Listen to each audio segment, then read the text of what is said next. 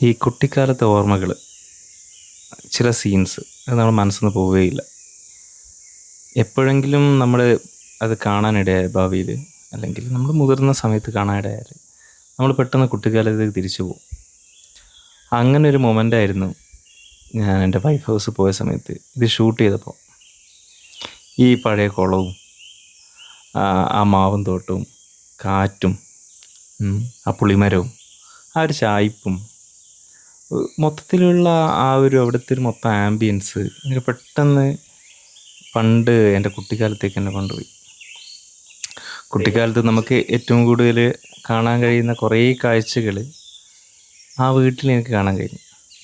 അതിൽ തേങ്ങയും ചക്കയും മാങ്ങയും ഒക്കെ എന്താ പറയണ്ട എന്നെ ഇൻഫ്ലുവൻസ് ചെയ്തു. അപ്പം അങ്ങനെയുള്ള ചില സീൻസ് ഞാനിങ്ങനെ വെറുതെ ഷൂട്ട് ചെയ്ത് വെച്ചു.